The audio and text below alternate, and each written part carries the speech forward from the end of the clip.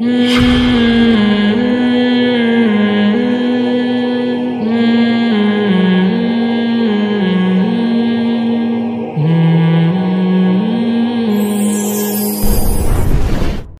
ना हो कि लोग जो है ना कि बुराई पे अच्छाई का लेबल लगा के उसको अच्छा करार देना शुरू कर दें, जो कि गैर मुस्लिम ने किया है।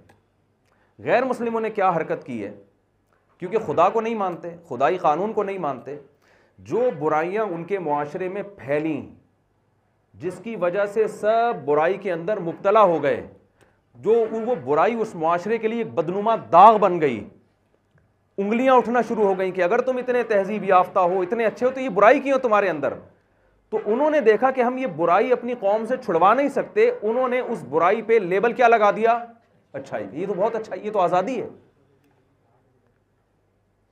जैसे एक आदमी ने चीनी की बोरी पे चावल लिखा हुआ था, लोगों ने कहा यार बोरी चीनी है, लिखा हुआ चावल, लेकिन मक्खियों को धोखा देने के लिए। तो मक्खी धोखे में आएगी, वो खुशबू देख के लपकेगी, चीनी की खुशबू से अंदाजा होगा। तो जिसके पास इस्लाम नहीं है, खुदा नहीं है, अल्लाह नहीं है, रसूल की तालीमात नहीं है, खुदा के पैगंबरों को नहीं मानता, वो मुआशरा जब मजहब से बाहर निकल के एक यूं समझे कि ऐसे गैर अखलाकी हरकतों की तरफ गया है, वालदैन को ओल्ड हाउस में जमा कराना शुरू कर दिया, रिश्तेदारी टूट गई, खानदानी निज़ाम तबाह बर्बाद। औरत से ताल्लुक गर्लफ्रेंड का है, गोरा 50-50 साल की उम्र तक गर्लफ्रेंड को बीवी बनाने के लिए तैयार नहीं होता, लेकिन वीमेन राइट्स पे आप उससे तकरीरें करवा लो और मकाले लिखवा लो आप उससे। माँ बाप का एक डे है फादर डे और साल में एक मदर डे, उसमें वो गोरा चॉकलेट लेके अम्मा के पास चला जाता है। वैसे इंसानियत पे आप, बच्चों के हुकूक हैं, माँ बाप के हुकूक पे तंजीमें बोले ना भाई, नहीं बनी है। बताओ औलाद का हक पहले या वालदैन का पहले है? कुरान इस एहतमाम से बच्चों के हुकूक बयान नहीं करता जितने बूढ़े वालदैन के हुकूक बयान करता। माशरे में वालदैन के, मैं मलेशिया गया, एक पड़ोस जहाँ मैं रहता था, पड़ोस में 2 बूढ़ी खातून चाइना की, वो चाइनीज़ थे, वहाँ रहते थे। मैं जब भी देखता वो बालकनी में 2 बूढ़ी खातून बैठी होती, आंखों से आंसू टपक रहे होते। मैंने पूछा यार ये कौन है, कभी इनकी खैरियत जाके पूछे हैं, पड़ोसियों के भी। उन्होंने कहा चिंग पोंग करना पड़ता है, समझ में नहीं आता कैसे खैरियत पूछें आप। वो एक आदमी किसी चाइनीज़ से मिले, वो चाइना वाले भी मेरे बयान सुने, कुछ को उर्दू आती है, तो अब डर लगने लगा ऐसे वाक़या सुनाते हुए, वो गुस्से में ना आ जाए कोई। तो एक आदमी अपने किसी चाइनीज़ दोस्त की अयादत के लिए गया, देखा तो ऑक्सीजन का पाइप लगा हुआ है, ये करीब जाके खड़ा हो गया, वो चाइनीज़ एकदम चा ची ची पा पा पा पा करते करते मर गया ना, जोर जोर थे ना, चा पा चा चा चीखते चीखते मर गया। इसने वो अल्फाज नोट कर लिए कि यार मेरे दोस्त ने मरते हुए कोई अहम वसीयत की है, मुझे इसका तर्जमा करवाना चाहिए। तो वो अल्फाज फ़ौरन लिखे ना, चा चा चा पा करके ना लिख के चाइना गया, इसका तर्जमा करवाया। उसमें लिखा हुआ था, उल्लू के पट्टे ऑक्सीजन के पाइप से पाँव हटा। समझ, उल्लू के पट्टे वो ऑक्सीजन के पाइप पे पाँव रख के खड़ा हो गया। तो ये चाइनीज़ भी अजीब कौम है। तो मैंने कहा भाई ये बूढ़ी औरतें बेचारी आपके पड़ोस में रहती हैं, थोड़ी आयादत कर लो, कुछ पूछ लो क्या मसला। कह रहे हैं यार भाई इनका बेटे हैं दोनों के, साल में 1 दफ़ा आते हैं इसकी ज़ियारत के लिए, बाकी इन दोनों को तन्हा छोड़ा हुआ है। क्यों? बच्चे 2 ही अच्छे, औलादें हैं नहीं, ना बहू है, ना दामाद, ना पोते, ना नवासे। नेचुरल लाइफ से तो हट गए ना, खुशनुमा नारे लगा लगा के। नेचुरल लाइफ थोड़ी है। जवानी तो एक हद तक रहती है, फिर बुढ़ापा है, उसमें इंसान को ख़ानदान चाहिए, ख़ानदान ही नहीं है। एक आध बच्चा कहीं से आ जाता है, साल में 1 आध दफ़ा खैरियत पूछ के चला जाता है, बस तोहफे ताइफ देखा, थोड़ा सा डॉक्टर वॉक्टर को दिखा दिया, अभी देख लो इसको। तन्हाई अजाब बनी हुई है इन दोनों औरतों के लिए, बूढ़ी औरतें तन्हाई में। आपको पता है जापान में, आपने यहाँ सुना है रेंटे कार, रेंटे बंदा सुना कभी आपने? यहाँ नहीं सुना। जापान जो इतना तरक्की याफ्ता मुल्क है, रेंटे बंदा भी है वहाँ पे। बूढ़े लोगों के लिए बूढ़े लोगों को बंदे किराए पे मिलते हैं उनकी तन्हाई दूर करने के लिए। आप कभी जापान जाएं या कोई जानने वाले हो, आप उससे पूछें, जैसे उबर करीम एप्लीकेशन है ना, आप मंगवा लो फ़ौरन आ जाएगी। बूढ़े लोगों के यहाँ कोई उनको लिफ्ट कराने वाला नहीं है, इस बुढ़ापे में कोई उनके साथ गपशप लगाने वाला, उनकी सुनने वाला नहीं है। नतीजा क्या निकलता है? बुढ़ापा जापानीज का इतना खतरनाक है कि वो किराए पे बंदे बुलाते हैं, 1 घंटा 2 घंटा पैसे देते हैं, यार हमारे साथ बैठकर हमारा दिल बहलाओ, और वो टाइम देख के बैठता है जैसे, क्योंकि जापानीज टाइम के पाबंद होते हैं। जहां 3 बजे से 4 बजे का टाइम था, 4 बजते ही वो बंदा उठ के भाग जाता है, अजनबी बन जाता है वो। ये मजहब की बगावत की वजह से उस मुआशरे में बुराई है। और मैं सुनाता हूं, हमारे दोस्त जर्मनी में मुझे कहते हैं मेरा इरादा था, भाई मेरे पास टाइम कितना है? 4 मिनट, 4 बजे तक, अभी तो काफ़ी टाइम है ऐसे। अच्छा, मैं बस जल्दी से समेटता हूँ बात को। मैं जब बैठ जाता हूँ मुझे पुलिस बुलानी पड़ती है उठाने के लिए, तो इसलिए बस मैं जल्दी से कोशिश करता हूँ समेटूँ बात को। जर्मनी में हमारे दोस्त गए, मेरा शागिर्द है, जामिअत रशीद कुलियत शरीय में पढ़ा है, मुझसे मास्टर किया जर्मनी से उसने, और फिर आलिम भी बना। तो कहता है कि मेरा इरादा था यार, इतना ज़बरदस्त माहौल, जर्मनी इतना तरक्की याफ्ता मुल्क, मैं भी अपनी फैमिली को यहीं रखूँगा, बच्चे यहीं पैदा होंगे, इतने अच्छे माहौल में, ना खांसी ना नज़ला, बहुत अच्छा। यकीनन ये इसमें वो लोग काबिल तारीफ़ हैं, जो चीज़ काबिल तारीफ़ है उसकी तारीफ़ करनी चाहिए। कहने एक दिन मैंने एक मंज़र देखा कि एक बूढ़ी औरत वॉकर में अपनी पोती या नवासी को लेके घूम रही है। मुझे बड़ी खुशी हुई कि आज पहली दफ़ा किसी बूढ़ी औरत की गोद में कोई बच्चा देखा है जो उसका दिल बहला रहा है। बड़ी खुशी हुई, वरना बूढ़ी औरतें तन्हाई में बैठी होती हैं, कोई लिफ्ट कराने वाला नहीं होता, उनको कोई नहीं लिफ्ट कराता। तो कह रहे हैं कि मैंने क्या देखा, मैंने कहा मैं जाके इस बूढ़ी से मिलता हूँ, अपनी बच्ची को इतना घुमा रही है, एंजॉय कर रही है पार्क में, तन्हाई दूर करने वाला, इसको रेंटे बंदा नहीं चाहिए, इसके घर में नवासी पोती मौजूद है। जब गया तो पता चला डॉल थी, वो रबड़ की गुड़िया थी। उस बुढ़िया का दिल किसी ने रखने के लिए सदका खैरात किया, उसके ऊपर एक गुड़िया खरीद के उसको दे दी, वो बेचारी उसी से दिल बहला रही है। ये जो गोरों में कुत्ते रखने का रिवाज आया ना बहुत ज़्यादा, ये इसलिए आया कि इंसान उनसे वफा नहीं करते।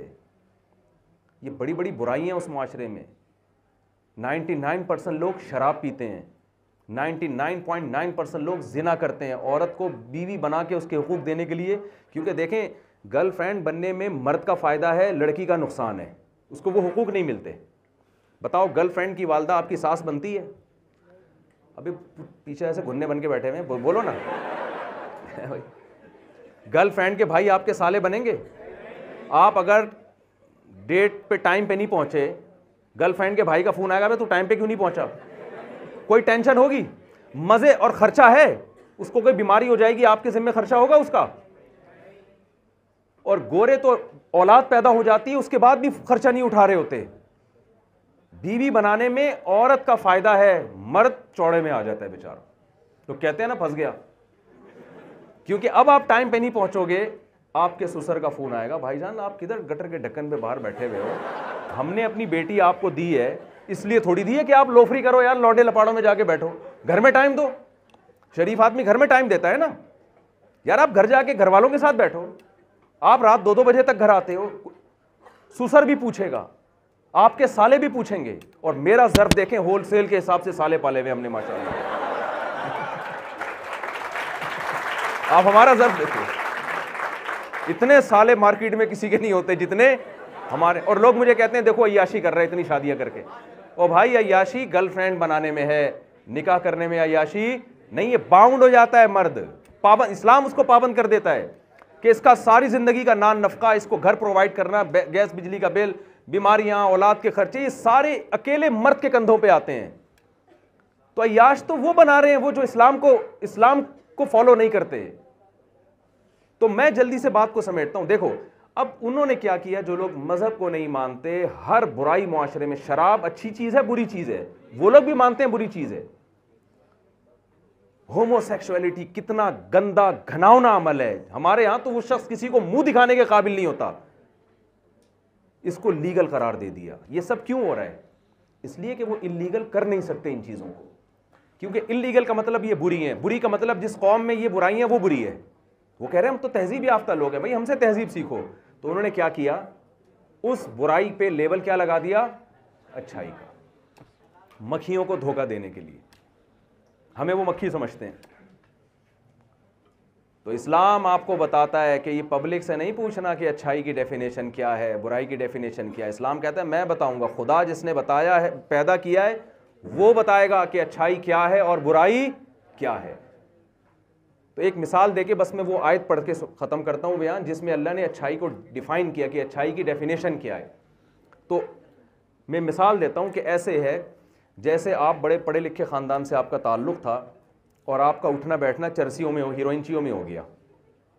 अब आप हो रहे हैं बदनाम, लोग कह रहे हैं भाई हीरोइनची है, भाई चर्सी, आप हर वक्त पाइप के नीचे फटे पुराने जैसे चर्सियों का तो यही हुलिया होता है ना, बैठे हुए और सुट्टे लगा रहे हो। आपके अब्बा की भी इज्जत का जनाजा, आपकी भी इज्जत का जनाजा। अब आप कौम के बड़े आदमी थे, आप इज्जत पे आप चर्च पे तो कॉम्प्रोमाइज़ कर लोगे, इज्जत पे कॉम्प्रोमाइज़ नहीं करोगे।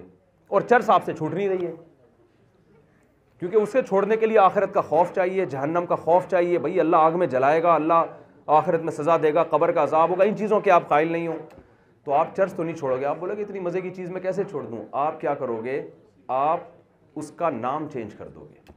आप चर्च और हीरोइन का नाम रखोगे एंटी डिप्रेशन टैबलेट, और आप उसको खूबसूरत पैकिंग में, और आप चर्सियों से कहोगे यार तुम्हारी वजह से हम भी बदनाम हो रहे हैं, ये जो तरीका है ना पाइपों में घुस घुस के सुट्टे लगाना, कचरे में बैठ के, ये छोड़ दो। फलां होटल पे बहुत अच्छी सी मीटिंग होगी, 3 पीस सूट टाई में नहा धो के आएंगे और बड़ी तमीज़ से सुट्टे लगाएंगे। उसका नतीजा ये निकलेगा कि ना सिर्फ ये कि चर्सी होने का ताना ताना नहीं रहेगा, बल्कि चर्सी कहलाना एक खुशनुमा नारा बन जाएगा कि माशाल्लाह आपका बेटा करता क्या है जी, उसने रिश्ता भेजा, अल्हम्दुलिल्लाह चर्च पीता है वो, चर्सी के सामने।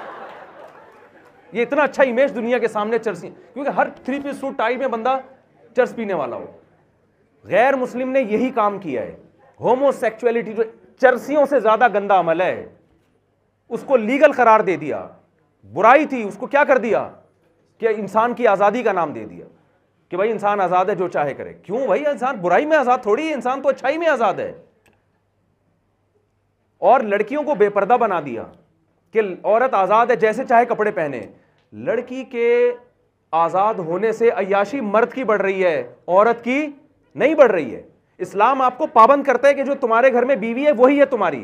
देखें, मैं आपको अपने साथ जो मेरे पास फैमिली मैटर्स आते हैं ना, अब ज्यादातर लड़कियों के, मैरिड लड़कियों के जो कंप्लेन आ रही हैं कि हमारे शौहर के दफ्तर में लड़कियों के साथ नाजायज ताल्लुकात हैं।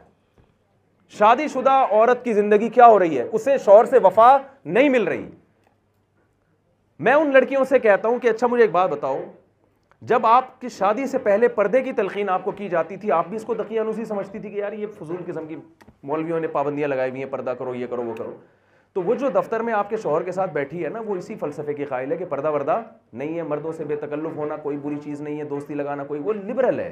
वो लिबरल पने का अजाब है ये आपके ऊपर, क्योंकि जब आज़ाद है तो आज़ादी का तो यही मतलब है कि भाई वो फिर बीवी का पाबंद थोड़ी है। वो तो जहाँ जाएगा वो इसका हलाल हराम का फ़र्क नहीं करेगा। वो इस्लाम हकीकत में औरत के हुकूक का मुहाफिज है। इस्लाम कहता है जो तुम्हारे घर में तुमसे एक एग्रीमेंट करके आई है, वो पहले है, उसके होते हुए तुम किसी की तरफ नज़र नहीं उठा सकते। और उसको भी पाबंद कर रही है कि तुम अब किसी मर्द की ज़िंदगी में आना चाहती हो तो एक प्रॉपर तरीक़ा है, उस प्रॉपर तरीक़े को इख्तियार करो जिसको निकाह कहा जाता है, जो पैगंबरों की सुन्नत है।